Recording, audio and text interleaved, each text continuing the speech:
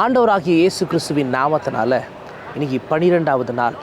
ஆண்டவர் அவ்வளவு கிருபையாக ஒரு நாள் இரவு ஜெபம், ஒரு நாள் பகல் ஜெபம்னு சொல்லி அவ்வளவு கிருபையாக கர்த்தர் நம்மளை நடத்தி வருகிறார். நல்லா புரிந்து கொள்ளுங்க, இந்த 11 நாட்கள் கடந்து போன நாட்களில் அநேக கர்த்தருடைய பிள்ளைங்க இதில் கலந்து கொண்டு, ஒரு சகோதரி பெங்களூர்லேருந்து கூட கால் பண்ணாங்க, பாஸ்டர் நானும் இந்த 180 நாள் ஜெபத்தில் கலந்து கொண்டு இருக்கிறேன், கர்த்தர் நிச்சயம் என் வாழ்க்கையில் ஒரு பெரிய அற்புதத்தை செய்வார்னு எனக்கு ஒரு பெரிய நம்பிக்கை இருக்குது பாஸ்டர்னு சொல்லி அநேக சகோதரிகளும் ஆண்டவர் இதில் கலந்து கொள்ளும்படி கர்த்தர் கிருபை செய்தார். இதை பார்த்து கொண்டு இருக்கிற உங்கள் வாழ்க்கையில் முக்கியமாக இந்த 12வது நாளில் ஆண்டவர் உங்களுக்கு சொல்லுகிற ஒரு முக்கியமான ஒரு காரியம், நீண்ட காலமாக எந்த விஷயத்துக்கு நீங்கள் காத்திருந்தாலும் அந்த விஷயத்தை கர்த்தர் உங்கள் வாழ்க்கையில் ரொம்ப சீக்கிரத்தில் செய்ய போகிறார். ஒரு ஆமேன்னு சொல்லுங்கள் பார்க்கலாம். எஸ், உங்களுக்கு ஒரு புதிய ஆரம்பத்தை வச்சுருக்கிறாரு. அதுவும் இந்த நாளில் நீங்கள் நீண்ட காலமாக எந்த விஷயத்துக்கு காத்திருக்கிறீங்களோ, எந்த காரியத்தினால நீங்கள் காத்திருக்கிறீங்களோ அந்த விஷயத்தில் தேவன் உங்கள் வாழ்க்கையில் அற்புதத்தை செய்யும்படி, ஒரு உன்னதமான உயர்வின் அடையாளத்தை செய்யும்படி கர்த்தர் உங்களுக்கு வழிவாசல்களை திறக்கப் போகிறார். அப்போது நீண்ட காலமாக திருமணத்துக்காக காத்திருக்கீங்களா, குழந்தைக்காக காத்திருக்கிறீங்களா, ஒரு வீட்டின் காரியத்துக்காக காத்திருக்கிறீங்களா, கடன் பிரச்சனையில் காத்திருக்கிறீங்களா, சொல்லுங்கள், எந்த விஷயத்துக்கு நீண்ட காலமாக நீங்கள் காத்திருக்கிறீங்க அந்த விஷயத்தில் ஆண்டவர் உங்கள் வாழ்க்கையில் ஒரு பெரிய அற்புதத்தை செய்ய போகிறார். அடிக்கடி நான் விசுவாசிக்கிற ஒரு காரியம், உலகத்தில் இருக்கிற எந்த மனுஷனையும் அவர் பிரகாசிக்கிறவர். அதனால தான் சொல்ல முடியும், நீண்ட காலமாக நீங்கள் எந்த விஷயத்துக்கு வலியோடும் வேதனையோடும் காத்திருந்தாலும் அந்த விஷயத்தில் ஆண்டவர் உங்கள் வாழ்க்கையில் ஒரு பெரிய அற்புதத்தை செய்ய போகிறார். ஒரு ஆமேன்னு சொல்லுங்கள் பார்க்கலாம். ஹல்லேலூயா. ஒரு பெரிய காரியத்தை ஆண்டவர் உங்கள் வாழ்க்கையில் செய்ய போகிறார். ஆனால் நீங்கள் செய்ய வேண்டியதெல்லாம் ஒன்று தான். ஒரு 10 காரியத்துக்காக இந்த நாள் முழுவதும் நம்ம ஜெபிக்க போகிறோம். முக்கியமாக பாருங்கள், முதல்ல 150 நாட்கள் அவங்க அந்த மழையில் இருந்தாலும் அவங்க காத்திருந்தாங்க. எவ்வளோ நெருக்கம் வரட்டும், எவ்வளோ பிரச்சனை வரட்டும், எவ்வளோ அவமானம் வரட்டும், அந்த 150 நாட்கள், அந்த நீண்ட நாட்கள் அவங்க இருதயத்தில் கர்த்தருக்காக நம்ம காத்திருப்போம். அவர் நம்மளை பேழைக்குள்ளே வச்சுருக்கிறாரு, அவர் நம்மளை உலகத்துக்கு காண்பிப்பார், வெளியே கொண்டு போவார்ன்ற ஒரு நம்பிக்கையோடு கூட நோவாவின் குடும்பமும் இருந்தது. இந்த வார்த்தை அதை தான் நமக்கு பெரிய விஷயத்தில் அடையாளப்படுத்துகிறது. நீண்ட நாள், அதை சொல்லி ஜெபம் பண்ணுங்க. இன்றைக்கி நீண்ட நாள் எதுக்கெல்லாம் நீங்கள் காத்திருக்கிறீங்களோ அது நிறைவேறணும்னு சொல்லி நீங்கள் ஜெபம் பண்ணுங்கள். அடுத்தது பாருங்கள், காத்திருக்கிற அந்த நேரத்தில் பொறுமையை நீங்களும் நானும் ஒருபோதும் இழந்துடக்கூடாது. நமக்கு அந்த பொறுமை வேணும். முக்கியமாக நம்ம வீட்டில் இருக்கிற சில பேர் உடனடியான தீர்வு இல்லையே அப்படின்னு சொல்லி சில பிரச்சனைகளை நம்ம வீட்டில் கலப்புவாங்க. என்ன நீ ஜெபம் பண்ணுற, சர்ச்சுக்கு போகிற, அதை பண்ணுற, இதை பண்ணுற, ஆனால் நான் என்னாலலாம் பொறுமையாக இருக்க முடியாது, நீ ஒன்றா இரு, என்னால் இருக்க முடியாது மனைவி சொல்லுவாங்க, கணவர் சொல்லுவாங்க, குடும்பத்தில் சில பேர் அப்படி இருப்பாங்க. ஆனாலும் நீங்கள் என்ன பண்ணணுன்னா, எப்படியாவது நீங்கள் பொறுமையாக இருக்கணும். நீண்ட கால பொறுமை ரொம்ப அவசியம். உங்கள் நிலைமை மாறுவதற்கு, உங்கள் சூழல் மாறுவதற்குன்றதை நீங்கள் சொல்லி கொடுக்கணும். இதை சொல்லி நீங்கள் ஜெபம் பண்ணுங்க. 3வது, இந்த நீண்ட காலம் காத்திருக்கும்போது விசுவாசம் குறைஞ்சிரும்.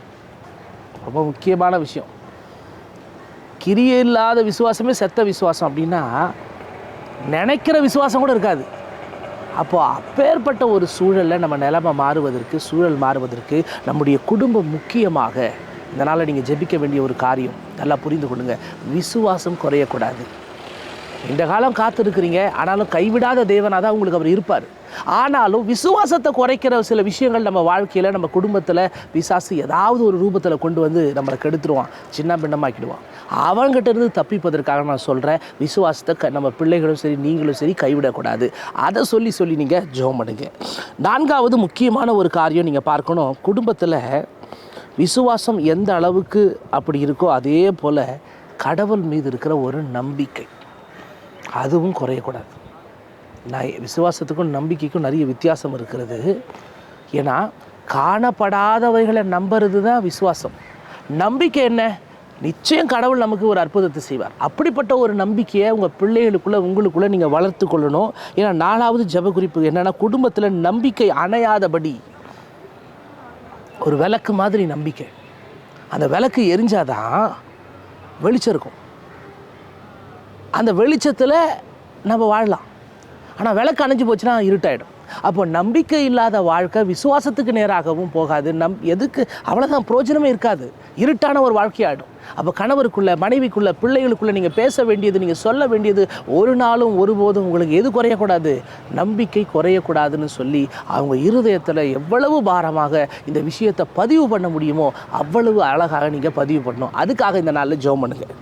5வது பாருங்கள், தேவன் நமக்கு செய்கிற செயல்கள் எல்லாம் நமக்கு தெரியவே தெரியாது. இந்த காத்திருக்கிற காலகட்டத்தில் நமக்காக ஆண்டவர் என்ன செய்கிறாருன்னு உங்களுக்கு தெரியாது. உங்களுக்கு என்ன பிரச்சனை? இன்றைக்கி நமக்கு பிரச்சனை முடியலையே.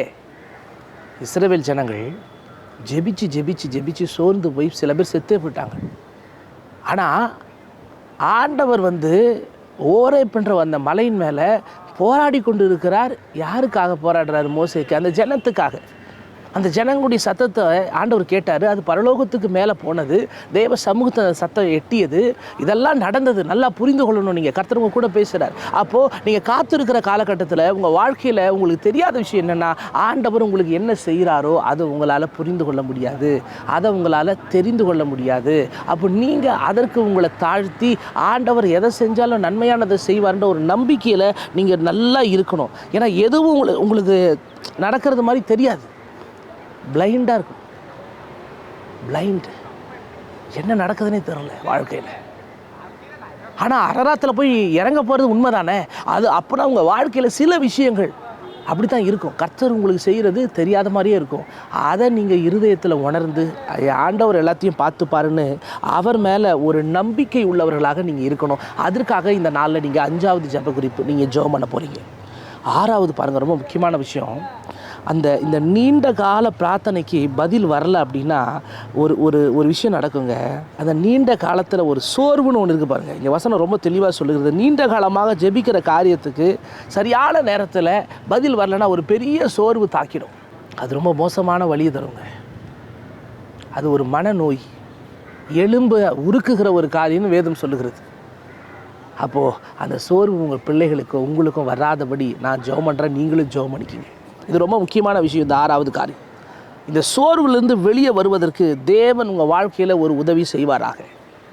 7வதும் ஒரு சோர்வை மையப்படுத்தி தான் நான் சொல்ல போகிறேன். 7வதும் ஒரு சோர்வு, குடும்பத்தினுடைய சோர்வு. நான் முதல்ல சொன்னது உங்களுக்கான ஒரு சோர்வு. 2வது குடும்பத்துக்கு இருக்கிற ஒரு சோர்வு. அதில் விஷயம் பார்த்திங்கன்னா சலிப்பு வரும். அந்த சோர்வில் பயங்கரமான சலிப்பு வந்துடும், விரக்தி வந்துடும். இதெல்லாம் அகன்று போகணும். ஒரு புதிய பாலம் தான் கர்த்தர் நமக்கு காத்திருக்கிற ஒரு விஷயத்தை கொடுத்துருக்கிறார். காத்திருப்புன்றது ஒரு பாலம் மாதிரி. நான் நம்பிக்கையை பாலன்னு சொல்ல மாட்டேன், விசுவாசத்தை பாலன்னு சொல்ல மாட்டேன், ஜெபத்தை பாலன்னு சொல்ல மாட்டேன். நான் எதை பாலன்னு சொல்லுவேன்னா, காத்திருக்கிறது தான் ஒரு பாலம். அப்போ உங்கள் வாழ்க்கையில் நீங்கள் நல்லா புரிந்து கொள்ளணும். தனிப்பட்ட சோர்வு உங்களுக்கு வரக்கூடாது. 6வது ஜெப குறிப்பு. 7வது ஜெப குறிப்பு, குடும்பத்தில் சோர்வு, விரக்தி அகன்று போகணும். கணவர் வருவார், என்னடி அம்மா இப்படி இருக்குது பிரச்சனைன்னுவார். அம்மா ஏம்மா இப்படி பிரச்சனை பிள்ளைங்க சொல்லுவாங்க. கணவர் சொல்லுவார், என்னம்மா இப்படி பிரச்சனை. மனைவி சொல்லுவாங்க, ஏங்க இப்படிப்பட்ட ஒரு போராட்டம். ஏதாவது ஒரு விதத்தில் பிசாசு விரக்தியை கொண்டு வந்துடுவான், சோர்வை கொண்டு வந்துடுவான். நம்ம விசுவாசத்தோடு ஜெபம் பண்ணுவோம், கர்த்தர் பெரிய காரியத்தை செய்து நிலைமைகளை மாற்றுவார். 8வது ரொம்ப முக்கியமான விஷயம், தேவனுடைய வாக்குத்தத்தங்கள் நிலைநிறுத்தப்படுகிற நேரத்துக்குள்ளே வரப்போகிறோம். அந்த நம்பிக்கை இந்த காத்திருக்கிற காலகட்டத்தில் ஒவ்வொரு நாளும் வேணும். இன்றைக்கி நிறைவேறிடும், இன்றைக்கி நிறைவேறிடும், இன்றைக்கி நிறைவேறிடும். சூழல்கள் எப்படி இருந்தாலும் சரி, அவருடைய வாக்குத்தத்தம் எங்கள் குடும்பத்தின் மேலே தவறாமல் நிறைவேறும். என் பிள்ளைங்க மேலே நிறைவேறும். கர்ப்பத்தின் கனி கிடைக்கும். என் கணவருக்கு வேலை கிடைக்கும். கர்த்தர் அற்புதமாக பாதைகளை செவ்வப்படுத்துவார். சூழல்களை ஆண்டவர் மாற்றுவார். எனக்காக பெரிய காரியத்தை ஆண்டவர் செய்வார். அவரால் எல்லாத்தையும் செய்ய முடியுன்ற ஒரு பெரிய நம்பிக்கை வரும். அப்போது நீங்கள் நல்லா புரிந்து கொள்ளணும். நீங்கள் இந்த 8வது ஜெப குறிப்பு, தேவனுடைய வாக்குத்தத்தங்கள் இன்றைக்கி நடக்க போகுது, நாளைக்கு நடக்க போகுதுன்ற அந்த நம்பிக்கையில் ரொம்ப உறுதியாக இருங்க. ஆண்டவர் சகல விஷயத்துலேயும் உங்கள் நிலைமையை மாற்றி, உங்கள் சூழலை மாற்றி அவர் உங்களை நடத்துவார். 9வது ரொம்ப முக்கியமான விஷயம், காத்திருப்புக்கு பின்பு ஒரு உயர்வை கர்த்தர் தரப்போகிறார். எனக்கு தெரிஞ்சு இந்த நாளில் இதுக்கு முன்னாடி எந்தெந்த விஷயத்துக்கெல்லாம் நீங்கள் காத்திருந்தீங்களோ அதை தாண்டி இந்த நாளில் கர்த்தர் ஒரு பெரிய அற்புதத்தை உங்கள் வாழ்க்கையில் செஞ்சு ஒரு பெரிய உயர்வை நோக்கி உங்களை நகர்த்த போகிறார். வசனம் ரொம்ப தெளிவாக சொல்லுகிறது, காத்திருக்க பின்பு ஒரு உயர்வு. 150 நாட்கள் முடிந்த பின்பு பேழை மலையில் போய் நின்னது போல நீங்கள் காத்திருக்கிறீங்கல்ல. போன வருஷத்தில் எத்தனை விஷயத்துக்கு காத்திருந்தீங்க, எத்தனை விஷயத்துக்கு அழுது கொண்டு ஜெபித்து கொண்டு இருந்தீங்க, எத்தனை விஷயத்துக்கு உயர்வு பார்க்க முடியாமல் கலங்கி போய் நின்று கொண்டு இருந்தீங்க. சர்வ வல்லமையுள்ள தேவன், சாவாமையுள்ள தேவன், உலகத்தில் இருக்கிற எந்த மனுஷனையும் பிரகாசிக்கிற சர்வ வல்லமையுள்ள ஆண்டவர் உங்கள் வாழ்க்கையில் அற்புதத்தை செய்ய போகிறார். உங்கள் வாழ்க்கையில் உயர்வை ஆண்டவர் செய்ய போகிறார். அதுக்கு நீங்கள் செய்ய வேண்டியதெல்லாம் உயர்வன் எதிர்பார்த்து காத்துருங்க. அதுதான் 9வது காரியம். நீங்கள் நல்லா ஜெபிக்க முடியும் நான் சொல்கிறேன். 10வது ரொம்ப முக்கியமான விஷயங்க பாருங்கள். 150 நாட்களும் ஒரு ஜெப வாழ்க்கையாக நம்ம வாழ்க்கை இருக்கணும். ஏன் நான் சொல்ல வரேன்னா, இது ஒரு பயணங்க. இந்த பயணத்தில் ஒரு திருப்பு முனையை கர்த்தர் வச்சுருக்கிறார். அதுதான் அரராத். அப்போ உங்கள் வாழ்க்கையில் நீங்கள் காத்திருக்குங்கிற விஷயத்தில் பொறுமையை இழக்காதபடி ஒரு திருப்பு முனைக்காக காத்துருங்க. திருப்பு முனைனா என்ன? டேர்னிங் பாயிண்ட் இல்லை அது. நீங்கள் இதை நோக்கி போயிட்டுருப்பீங்க, அது அப்படியே வேறு பாதையை நோக்கி ஓடிடும். நீங்கள் நினச்சி கூட பார்க்க மாட்டீங்க. அப்படிப்பட்ட உயர்வையும் பெருக்கத்தையும் கர்த்தர் கொடுத்து உங்கள் நிலைமையை மாற்றுவார். அவ்வளோ ஒரு ஆசீர்வாதமான விஷயத்தை தான் கர்த்தர் உங்கள் வாழ்க்கையில் வச்சுருக்கிறார். அதை நீங்கள் எப்போ புரிந்து கொள்ள முடியும்? அது எப்போ நீங்கள் தெரிந்து கொள்ள முடியும்? அப்போ இருதயத்தில் தேவ பிரசன்னத்தை நோக்கி, அவருடைய நாமத்தை நோக்கி, அவர் உங்கள் மேலே வச்சுருக்க திட்டத்தை நோக்கி நீங்கள் ஜெபிக்க அது நடக்கும். அப்போ இந்த 10 காரியமும் கர்த்தருடைய பிள்ளைங்க, இதை ஒரு ஜெப குறிப்பாகவே நான் அதை போட்டிருக்கிறேன். நீங்கள் பார்க்கலாம், அந்த டிஸ்கிரிப்ஷனில் பார்க்கலாம். டிவியில் பார்க்குறவங்க ஜெபம் டிவி வாட்ஸ்அப் நம்பருக்கு டெக்ஸ்ட் பண்ணிங்கன்னா உங்களுக்கு வாட்ஸ்அப்லேயும் இந்த ஜெப குறிப்பை நான் அனுப்புவேன். இந்த 12வது நாளில் இந்த 10 காரியத்துக்காக நம்ம ஜெபிக்கும்போது கர்த்தர் பெரிய அற்புதத்தை செய்வார். கவலைப்படாதீங்க. எந்தெந்த விஷயத்தில் காத்திருந்து உங்கள் வாழ்க்கையே போச்சுன்னு நினைக்காதீங்க. நீங்கள் உயரத்துக்கு போயிட்டுருக்கீங்க. உங்களை சுற்றி எதுவுமே நடக்கலன்னு நினைக்காதீங்க. நீங்கள் உயரத்துக்கு போயிட்டுருக்கீங்க. கர்த்தர் உங்கள் கூட இருந்து பெரிய அற்புதத்தை செய்வார். ஜெபம் பண்ணலாமா?